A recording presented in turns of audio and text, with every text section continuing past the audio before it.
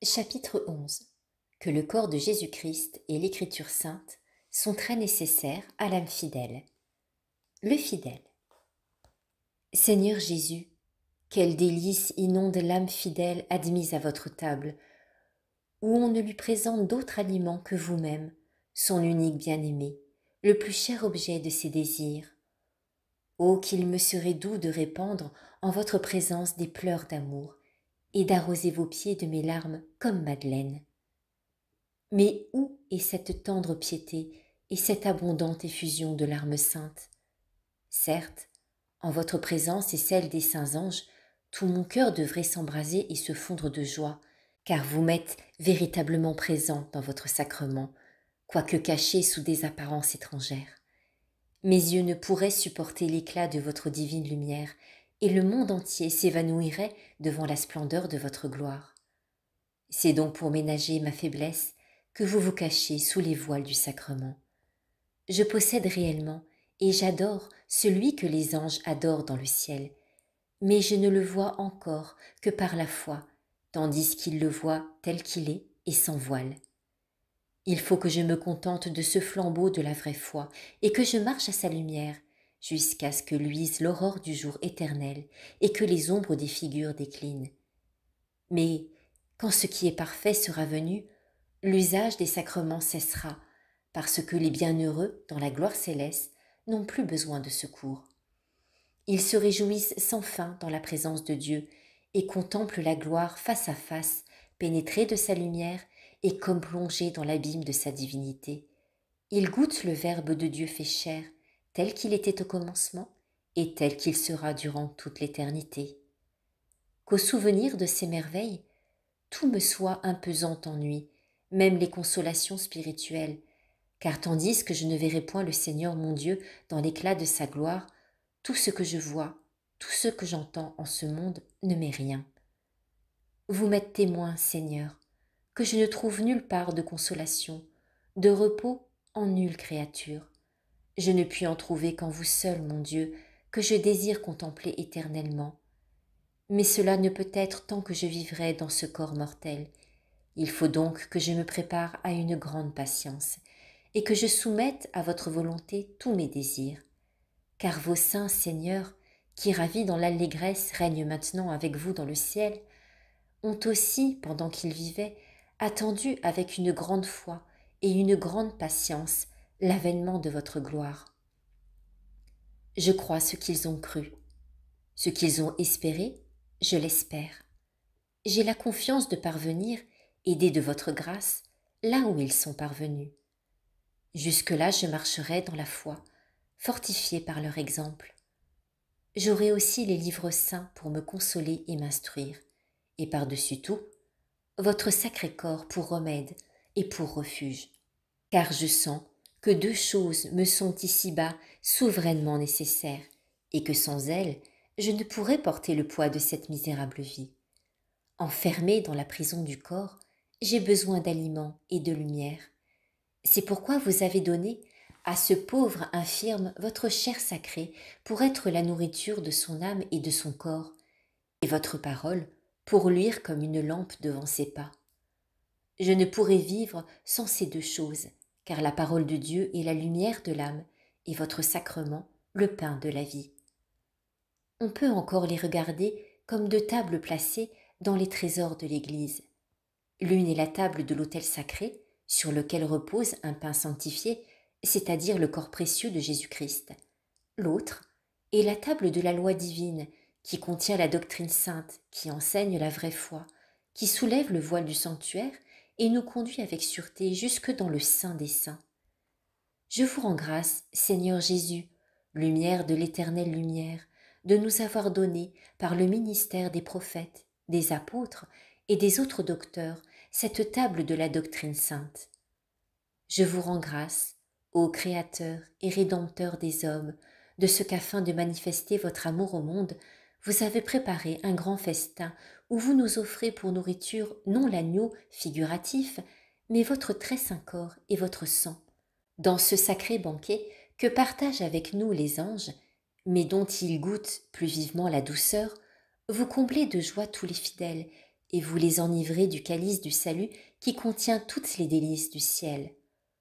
Oh, qu'elles sont grandes, quelles sont glorieuses les fonctions des prêtres, à qui il a été donné de consacrer le Dieu de majesté par des paroles saintes, de le bénir de leurs lèvres, de le tenir entre leurs mains, de le recevoir dans leur bouche et de le distribuer aux autres hommes.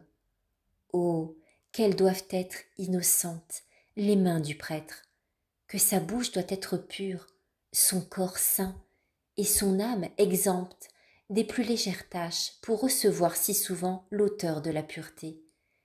Il ne doit sortir rien que de saint, rien que d'honnêteté, rien que d'utile de la bouche du prêtre qui participe si fréquemment au sacrement de Jésus-Christ. Qu'il soit simple et chaste les yeux qui contemplent habituellement le corps de Jésus-Christ. Qu'elles soient pures et élevées au ciel les mains qui touchent sans cesse le Créateur du ciel et de la terre. C'est aux prêtres surtout qu'il est dit dans la loi « Soyez saints, parce que je suis saint, moi le Seigneur votre Dieu. » Que votre grâce nous aide, ô Dieu Tout-Puissant, nous qui avons été revêtus du sacerdoce, afin que nous puissions vous servir dignement, avec une vraie piété et une conscience pure. Et si nous ne pouvons vivre dans une innocence aussi parfaite que nous le devrions, accordez-nous du moins de pleurer sincèrement nos fautes et de former en esprit d'humilité la ferme résolution de vous servir désormais avec plus de ferveur. Chapitre 12. Qu'on doit se préparer avec un grand soin à la Sainte Communion. Jésus-Christ. Je suis l'ami de la pureté, et c'est de moi que vient toute sainteté. Je cherche un cœur pur, et là est le lieu de mon repos. Préparez-moi un grand cénacle, et je célébrerai chez vous la Pâque avec mes disciples. Si vous voulez que je vienne à vous, et que je demeure en vous, purifiez-vous du vieux levain, et nettoyez la maison de votre cœur. Bannissez-en les pensées du siècle et le tumulte des vices. Comme le passereau qui gémit sous un toit solitaire, rappelez-vous vos péchés dans l'amertume de votre âme. Car un ami prépare toujours à son ami le lieu le meilleur et le plus beau, et c'est ainsi qu'il lui fait connaître avec quelle affection il le reçoit. Sachez cependant que vous ne pouvez, quels que soient vos propres efforts, vous préparer dignement, quand vous y employeriez une année entière sans vous occuper d'autre chose. Mais c'est par ma grâce et ma seule bonté qu'il vous est permis d'approcher de ma table, comme un mendiant invité au festin d'un riche, et qui n'a, pour reconnaître ce bienfait, que d'humbles actions de grâce. Faites ce qui est en vous, et faites-le avec un grand soin. Recevez, non pour suivre la coutume ou pour remplir un devoir rigoureux, mais avec crainte, avec respect, avec amour, le corps du Seigneur bien-aimé, de votre Dieu qui daigne venir à vous. C'est moi qui vous appelle, qui vous commande de venir. Je suppléerai à ce qui vous manque. Venez et recevez-moi. Lorsque je vous accorde le don de la ferveur, remerciez-en votre Dieu, car ce n'est pas que vous en soyez digne, mais parce que j'ai eu pitié de vous. Si vous vous sentez au contraire aride, priez avec instance, gémissez et ne cessez point de frapper à la porte jusqu'à ce que vous obteniez quelques miettes de ma table ou une goutte des eaux salutaires de la grâce. Vous avez besoin de moi et je n'ai pas besoin de vous. Vous ne venez pas à moi pour me sanctifier, mais c'est moi qui viens à vous pour vous rendre meilleur et plus saint. Vous venez pour que je vous sanctifie et pour vous unir à moi, pour recevoir une grâce nouvelle et vous enflammer d'une nouvelle ardeur d'avancer dans la vertu. Ne négligez point cette grâce, mais préparez votre cœur avec un soin extrême et recevez-y votre bien-aimé. Mais il ne faut pas seulement vous exciter à la ferveur avant la communion, il faut encore travailler à vous y conserver après, et la vigilance qui la doit suivre n'est pas moins nécessaire que la préparation qui la précède, car cette vigilance est elle-même la meilleure préparation pour obtenir une grâce plus grande.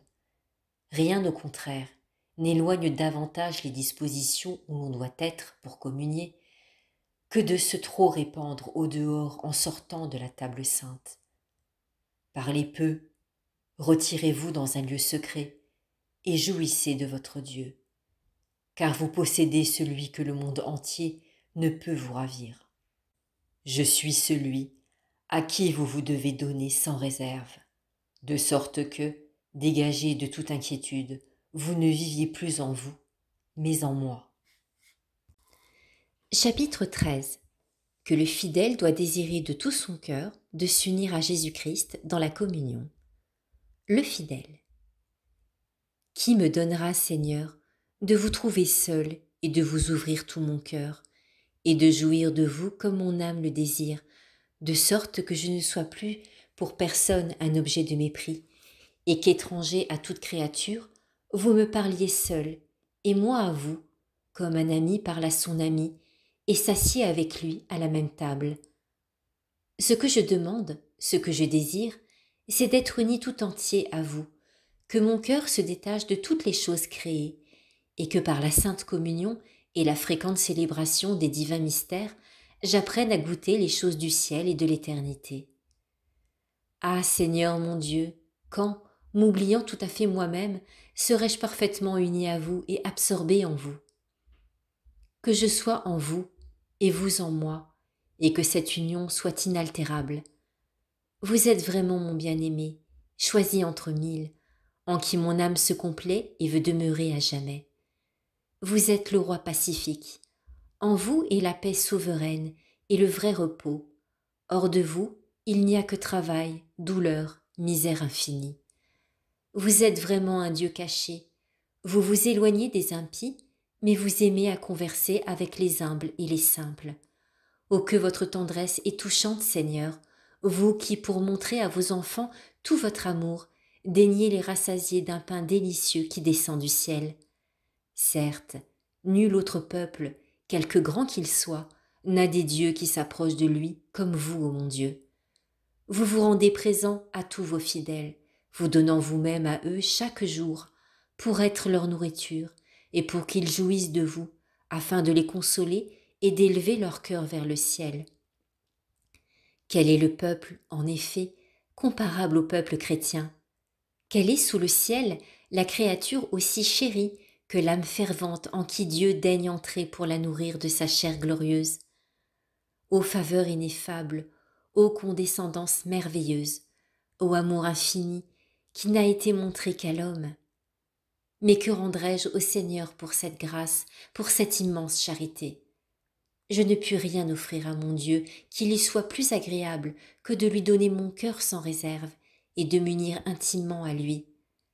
Alors mes entrailles tressailliront de joie lorsque mon âme sera parfaitement unie à Dieu. Alors il me dira, « Si vous voulez être avec moi, je veux être avec vous. » Et je lui répondrai, « Daignez demeurer avec moi, Seigneur. Je désire ardemment d'être avec vous. Tout mon désir est que mon cœur vous soit uni. » Chapitre 14. Du désir ardent que quelques âmes saintes ont de recevoir le corps de Jésus-Christ. Le fidèle. Combien est grande, ô mon Dieu, l'abondance de douceur que vous avez réservée à ceux qui vous craignent. Quand je viens à considérer avec quel désir et quel amour quelques âmes fidèles s'approchent, Seigneur, de votre sacrement, alors je me confonds souvent en moi-même et je rougis de me présenter à votre autel et à la table sacrée de la communion avec tant de froideur et de sécheresse, d'y porter un cœur si aride, si tiède, et de ne point ressentir cet attrait puissant, cette ardeur qu'éprouvent quelques-uns de vos serviteurs, qui, en se disposant à vous recevoir, ne sauraient retenir leurs larmes, tant le désir qui les presse est grand et leur émotion profonde. Ils ont soif de vous, ô mon Dieu, qui êtes la source d'eau vive, et leur cœur et leur bouche s'ouvrent également pour s'y désaltérer. Rien ne peut rassasier ni tempérer leur faim que votre sacré corps, qu'ils reçoivent avec une sainte avidité et les transports d'une joie ineffable. Oh, que cette ardente foi est une preuve sensible de votre présence dans le sacrement, car ils le reconnaissent véritablement, le Seigneur, dans la fraction du pain, ceux dont le cœur est tout brûlant lorsque Jésus est avec eux. Qu'une affection si tendre, un amour si vif est souvent loin de moi. Soyez-moi propice, ô bon Jésus, plein de douceur et de miséricorde. Ayez pitié d'un pauvre mendiant, et faites que j'éprouve, au moins quelquefois, dans la Sainte Communion, quelques mouvements de cet amour qui embrase tout le cœur, afin que ma foi s'affermisse, que mon espérance en votre bonté s'accroisse, et qu'enflammée par cette manne céleste, jamais la charité ne s'éteigne en moi. Dieu de bonté, vous êtes tout-puissant pour m'accorder la grâce que j'implore, pour me remplir de l'esprit de ferveur et me visiter dans votre clémence quand le jour choisi par vous sera venu. Car encore que je ne brûle pas de la même ardeur que ces âmes pieuses, cependant, par votre grâce, j'aspire à leur ressembler, désirant et demandant d'être compté parmi ceux qui ont pour vous un si vif amour et d'entrer dans leur société sainte. Chapitre 15. Que la grâce de la dévotion s'acquiert par l'humilité et l'abnégation de soi-même. Jésus-Christ. Il faut désirer ardemment la grâce de la ferveur. Ne vous lassez jamais de la demander. L'attendre patiemment et avec confiance. La recevoir avec gratitude. La conserver avec humilité. Concourir avec zèle à son opération.